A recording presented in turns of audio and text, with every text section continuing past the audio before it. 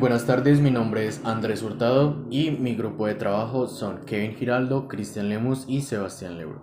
El día de hoy voy a hablarles acerca de un tema que vimos la clase pasada, exactamente el 24 de febrero del 2025. El tema que estuvimos viendo se llama tejido óseo. Iniciamos la clase viendo las características del hueso, donde encontramos una tabla donde vemos la composición del hueso. Encontramos que el hueso se puede conformar por células, donde estas células encontramos los osteocitos. Y estos osteocitos se pueden dividir en dos, los osteoblastos y los osteoclastos. Los osteoblastos se encargan de regenerar el tejido óseo y los osteoclastos se encargan de degradar tejido óseo. También encontramos el MEC, que el MEC significa matriz extracelular. Aquí también encontramos dos componentes. El componente inorgánico, que este se encarga de darle la dureza y la rigidez al hueso, y encontramos más que todo calcio y fosfato. Y el componente orgánico, quien se encarga de darle la parte de elasticidad y flexibilidad al hueso, encontramos colágeno de tipo 1, proteínas de unión, que se pueden denominar también propioglicanos, y agua de entre 5 a 8% en el hueso. Luego pasamos a ver las partes del hueso, donde encontramos la epífisis proximal, la diáfisis y la epífisis distal. La epífisis proximal es como esa partecita inicial del hueso, donde encontramos hueso esponjoso, y la diáfisis pues encontramos la cavidad medular y el periósteo y hueso compacto. Dentro de los tipos de hueso encontramos los huesos de tipo largos, implicados en la locomoción, conforman las palancas óseas, también sirven como soportes de cargas axiales y permiten movimientos amplios y rápidos. En cuanto a los huesos cortos, pues cumplen una función de absorción y distribución de fuerzas, movimientos de baja amplitud y gran contenido de hueso esponjoso. Dentro de los tipos de huesos planos tenemos su función es protectora y de refuerzo y forma delimitada de las cavidades. Tenemos un ejemplo como el cráneo, puede ser, y también el esternón. Tenemos los huesos irregulares, que son simplemente las vértebras, y los sesamoideos, que protegen el tendón de un desgaste excesivo, cambian el ángulo de acción hacia su inserción distal. Podemos dar un ejemplo, la rodilla. También vimos la estructura del tejido óseo esponjoso y la estructura del tejido óseo compacto, donde vemos las cavidades en la estructura del tejido óseo esponjoso. Vemos las cavidades vasculares, también tenemos unas trabéculas, que son estos canales, por decirlo así, que forman espacios entre ellos y que están irrigados por la arteria nutricia. También tenemos el tejido óseo compacto, el cual pues también es bastante irrigado por el canal de Walkman y los conductos de Harbers. Tenemos la osteona, el osteocito y el canalículo, el cual son como anillos que van uno detrás del otro, formando como una espiral, por decirlo así. También vimos lo que es la carga y deformación, que vemos simplemente el límite de elasticidad y también la región plástica, donde observamos, valga la redundancia, el límite de elasticidad que tiene un hueso y la capacidad de deformación que tiene este ante una carga. Entonces podemos observar la gráfica, donde el hueso pues tiene un límite de elasticidad y también tiene una región plástica, en este caso, y también, bueno, el punto de colapso el punto de colapso, que es pues literal el límite donde ya el hueso puede sufrir alteraciones. El hueso como material ansiotrópico pues nos muestra la capacidad del hueso en distintas posiciones para soportar tanto cargas y la capacidad de deformación que tiene el hueso. Entonces aquí observamos en una posición vertical donde el hueso pues tiene sus máximas capacidades de deformación. Ya encontramos la posición un poco más diagonal donde la deformación pues va bajando. Lo mismo ya cuando el hueso está totalmente horizontal, pues las solicitaciones que va a demandar pues son muy pocas, y también la deformación, la capacidad de deformación también es muy poca.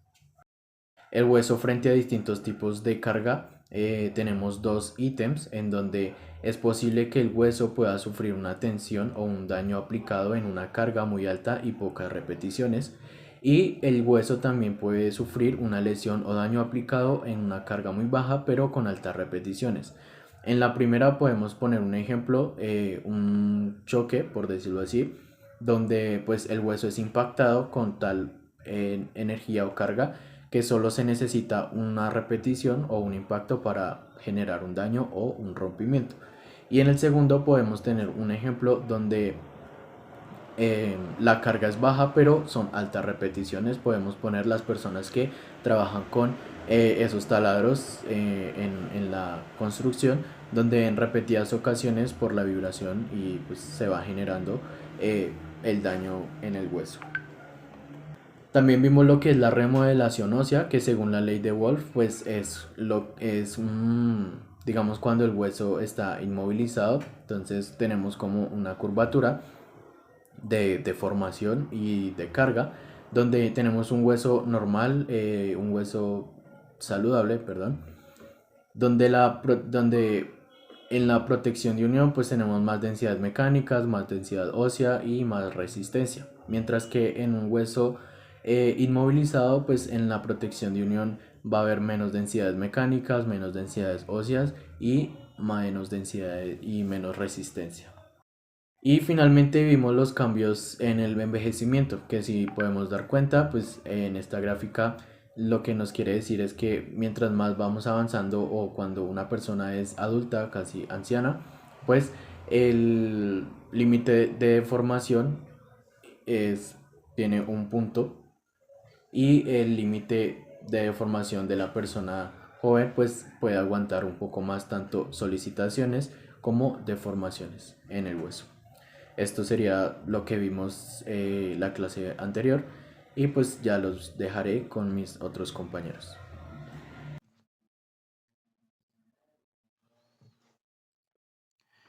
¿Qué es la remodelación ósea? Esta es la capacidad que tiene el hueso para deformarse debido a las diferentes exposiciones mecánicas o a las demandas de solicitación que hayan. Esto también puede pasar después de sufrir alguna fractura. ¿Sí? El hueso puede hipertrofiarse o atrofiarse. Esto lo explica con más claridad la ley de Wolf en 1892, que habla de la remodelación del hueso. Está influenciada y modulada por las solicitaciones mecánicas. En el texto nos brindan diferentes ejemplos y experimentos que se realizaron. Un ejemplo de ellos es la del astronauta, que debido al estar expuesto a una ingravidez prolongada, hace que la solicitación que hay en los huesos sea inexistente y que por lo tanto haya una pérdida de calcio como tal, y consecuentemente a esto pues la masa ósea se vea reducida. Cabe aclarar que estas consecuencias no pueden ser revertidas del todo. Puede haber una recuperación, pero no una totalidad del hueso. ¿Listo? Por otro lado, también nos hablan acerca de un experimento que se realizó en 1969 de unos monos a los que se les insertaron férulas en su cuerpo durante 60 días. Entonces están divididos en dos grupos, unos que sí se les insertaron las férulas y otros a los que no. Durante los 60 días, los monos que tuvieron las férulas se vio cómo sus huesos perdieron fuerza y rigidez y llegaron al punto del colapso, en comparación a los monos que estaban pues activamente y pues se podían mover normalmente. ¿Listo? Entonces aquí tenemos un ejemplo de un hueso inmovilizado y un hueso normal. Entonces ya podemos ver que el hueso normal puede soportar una carga mayor hasta llegar al punto de deformación y pues llegar al colapso o partirse, como está en la imagen. En comparación con un hueso inmovilizado que puede soportar una carga menor hasta llegar al punto de colapsarse. ¿Listo? Es importante también aclarar que esto puede suceder, estos cambios de hipertrofia o atrofia puede suceder por el sedentarismo. Ahora pues vamos a hablar de un tema que no se trató con mucha claridad en la clase y es el comportamiento del hueso con un implante. Entonces, eh, por ejemplo, eh, si aplicamos una lámina a un hueso con tornillos, va a hacer que la solicitación que tiene el hueso sea menor y pues la lámina se va a llevar la mayor parte de la carga, ¿sí? Entonces, también es importante pues hablar de que en la zona donde se aplican tornillos, el hueso se va a hipertrofiar con el fin de que se reduzcan los micromovimientos de estas láminas, ¿sí? Aquí tenemos una imagen en donde se muestra cómo eh, estaban los tornillos al momento de tener la férula y por otro lado, aquí tenemos la imagen del otro lado, cómo al momento de quitar la laminilla, el hueso quedó pues evidentemente reducido. Se alcanza a ver que su diámetro se redució. Es importante mencionar que esta lámina o este implante fue quitado pues después de un tiempo prolongado de que ya el hueso se haya solidificado o se haya curado. Y pues esto puede causar diferentes problemas como eh, una osteoporosis secundaria y pérdida de fuerza y rigidez del hueso. Esto puede hacer que el hueso sea, o bueno, que se empiece a convertir en un hueso esponjoso. Pues por lo tanto, pues no tiene fuerza ni rigidez. ¿Listo? Listo, ahora les vamos a hablar acerca del artículo que escogimos, que tiene como nombre degeneración del cartílago articular y osteocito aberrante, perilacunar, canilicular y remodelación del hueso subcondral en pacientes con displasia del desarrollo de cadera. Listo. ¿Qué es la displasia del desarrollo de cadera? Bueno, como podemos ver, este es un trastorno musculoesquelético que puede generar inestabilidad y pues también puede generar problemas biomecánicos o osteoartritis. ¿Qué es la osteoartritis? Es cuando se produce un desgaste en el cartílago, haciendo que pues haya una reducción de movimiento y pues que pueda llegar hasta el hueso hasta el momento de, pues, de que haya un desgaste en el hueso como tal. Esto también puede evolucionar a una artrosis grave y pues como consecuencias tener que realizar una operación llamada artroplastia. Entonces, aquí está un ejemplo de la osteoartritis y aquí está un ejemplo de la displasia del desarrollo de cadera. ¿Listo? Entonces, ahora vamos a hablar acerca del hueso subcondrial y de los osteocitos. Entonces, ¿qué es el hueso subcondrial? Es una capa de hueso que se encuentra debajo del cartílago y ese se encarga de transmitir las solicitaciones al hueso esponjoso. Y pues, debido a la exposición de solicitaciones anormales, eh, puede haber una distribución de la solicitación anormal y se puede generar como tal el cartílago. Y pues consecuente a esto podemos tener un empeoramiento de la estructura. Aquí tenemos una imagen de cómo puede ir avanzando una displasia del desarrollo de cadera hasta llegar a una luxación bastante importante. ¿Listo? Entonces, mm, los osteocitos. ¿Qué son los osteocitos? Estos se encargan de regenerar el hueso. Eh, pero en el momento de tener una distribución mecánica normal, hace que se generen o que el hueso se reconstruya de una manera incorrecta. Esto puede causar problemas en la movilidad y dolores en general. Después también sabemos que la displasia del desarrollo de cadera también genera problemas musculares. ¿Listo? Los métodos que se utilizaron para la investigación de este artículo, pues consta de, primero que todo, pues voy a hablar acerca de la muestra, de 24 pacientes con artrosis primaria de cadera con edades de 11 a 70 años y pacientes con displasia del desarrollo de cadera con edades de 3 a 62 años. ¿Listo? Estos pacientes fueron expuestos tanto a exámenes físicos como químicos, pues con el fin de confirmar que no haya ningún otro tipo de enfermedades en sus huesos. Entonces, pues se realizaron exámenes endocrinos, hepáticos y renales. ¿Listo? Y aquí están los tipos de análisis que se realizaron. Entonces, eh, la microtomografía computarizada es un examen que, bueno, por medio de una computadora pues se genera una fotografía de una imagen en 3D de la zona de la articulación, ¿sí? Eh, Esto sirve pues para ver el- la articulación desde varios puntos de vista. El análisis de microelementos finitos, FEA, eh, se utiliza para evaluar el comportamiento biomecánico como tal de la estructura. El análisis histiológico eh, ya se utiliza para examinar como tal está el tejido.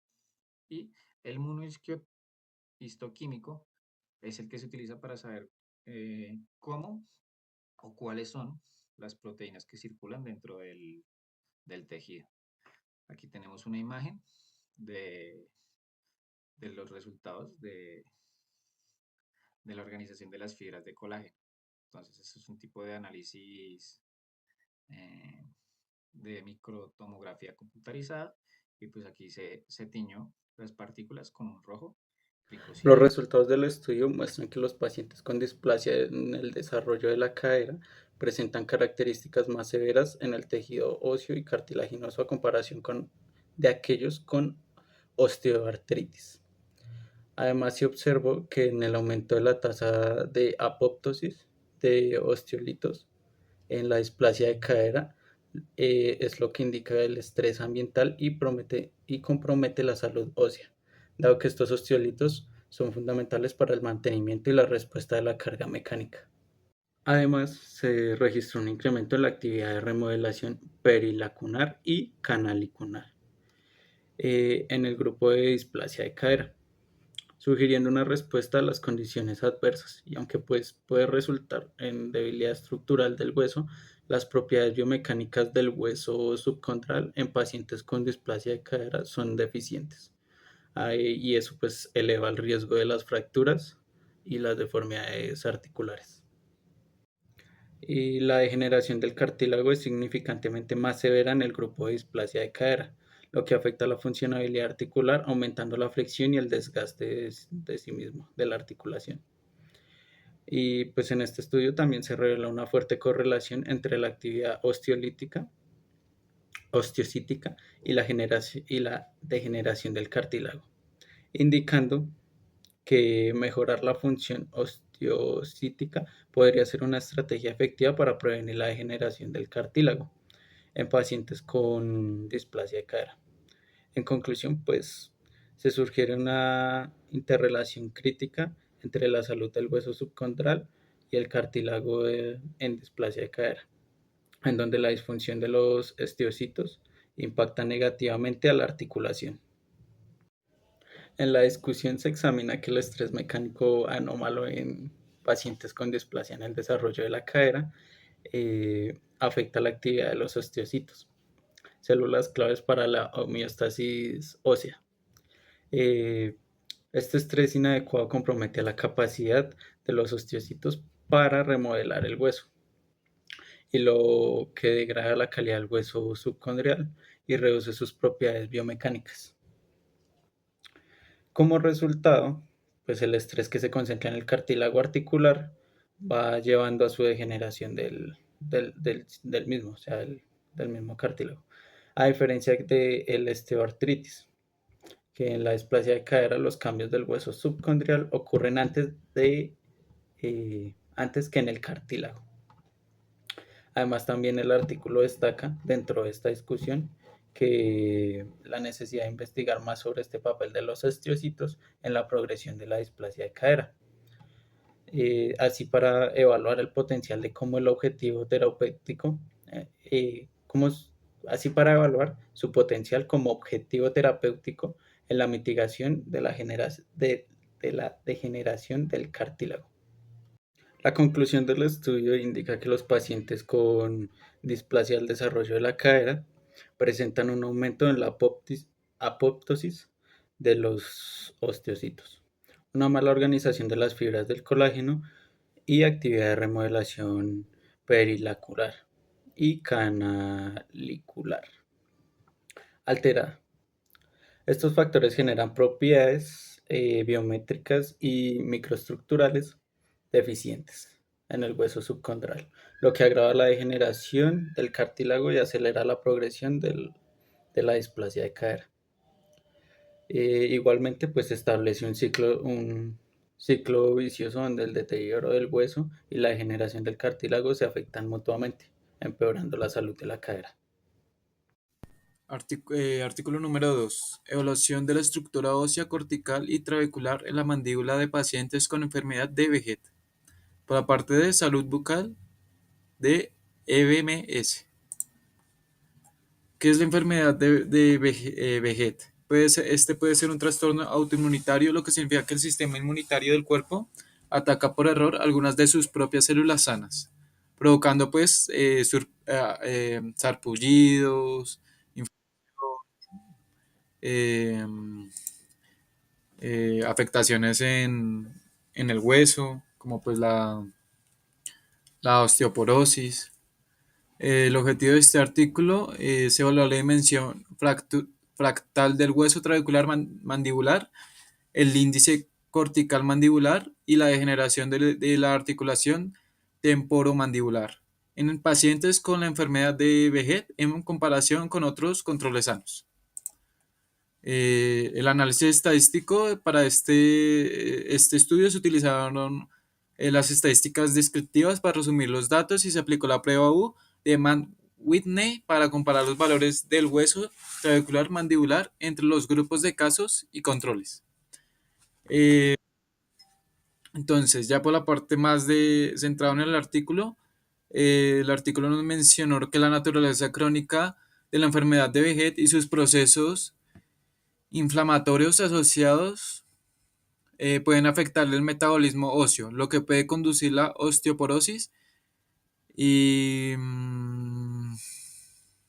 en un estudio que evaluó si la enfermedad contribuye a la reducción de la densidad mineral ósea, identificaron un riesgo elevado de osteoporosis, particularmente en la columna lumbar. Por el contrario, no encontraron diferencias estadísticamente significativas en los valores de densidad mineral ósea de la columna lumbar o femoral entre los pacientes con la enfermedad y los controles sanos. Ya pues las alteraciones del hueso mandibular pueden servir como un indicador temprano de osteoporosis sistemática, ya que la mandíbula es un hueso metabólicamente activo, susceptible a los cambios inflamatorios y vasculares asociados con la enfermedad de Veget. La detección temprana de la osteoporosis mandibular es crucial para prevenir complicaciones dentales como la pérdida de dientes y deficiencias funcionales y para iniciar intervenciones oportunas para mitigar la pérdida ósea sistemática y el riesgo de fracturas. El artículo también nos mencionó mucho acerca del índice cortical mandibular, la cual pues nos mencionó como 3 divisiones, la cual es C1, C2, C3. C1, corteza normal, las márgenes corticales son uniformes y bien definidos. C2, corteza moderada reabsorbida, son visibles defectos endóseos de forma de media luna, reabsorbida lacunar con 1 a 3 capas distintas. Y C3, corteza severamente reabsorbida, la corteza exhibe una porosidad significativa con restos densos de hueso endóstico. Se puede evidenciar una imagen en cual pues se muestra, digamos, cada tipo de osteoporosis. Dentro de la metodología de este estudio, lo que hicieron fue analizar radiografías panorámicas de diferentes personas. Tomaron 2 grupos, unos con pacientes con esta enfermedad y otros con pacientes sin esta enfermedad. En total, en cada grupo habían 53 personas, para un total de 106 personas dentro de la investigación. Cada grupo con personas emparejadas por edad y género. El objetivo era comparar cómo afecta la enfermedad a los huesos de la mandíbula. Dentro de la metodología para medir la calidad de los huesos usaron un programa llamado ImageG. Seleccionaron pequeñas áreas de la mandíbula y usaron un método de muestra de detalle sobre la densidad y estructura del hueso. También verificaron cómo se había desgastado la capa externa del hueso y buscaron señales de problemas en la articulación temporomandibular como erosión o deformaciones. Dentro de los resultados descubrieron que los pacientes con la enfermedad de Behçet tenían huesos más débiles en la mandíbula con una menor calidad estructural. Además, era más común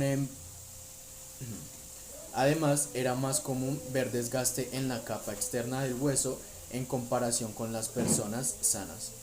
También observaron más problemas en la articulación de la mandíbula, como desgaste o deformación en los pacientes. A continuación les mostraré una imagen donde pues, estadísticamente hablando se muestra estos resultados.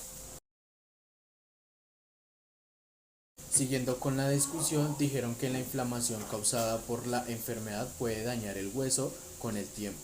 Proponen que estas mediciones pueden ser una herramienta útil para detectar estos problemas temprano, aunque insisten en que necesitan más estudios para confirmarlo. Las radiografías panorámicas que se prefirieron en el presente estudio, aunque son rentables y efectivas en términos de dosis, carecen de la sensibilidad de las técnicas de imagen avanzadas, como ya lo mencionábamos, lo que en la metodología ImageG. Dentro de la discusión también dijeron que además los pacientes con trastorno bipolar incluidos tomaban medicamentos que se sabe que puede reducir la densidad mineral ósea, como los corticosteroides y la colchicina.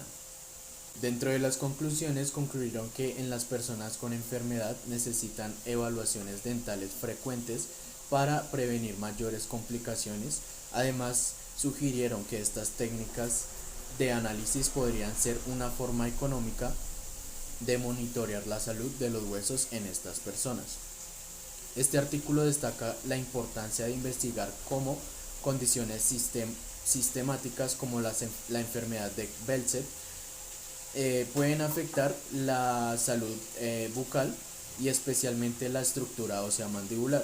Los hallazgos señalan que la inflamación crónica asociada a esta enfermedad tiene un impacto negativo en la calidad y integridad de los huesos de la mandíbula, lo cual puede llevar complicaciones dentales y articulares significativamente.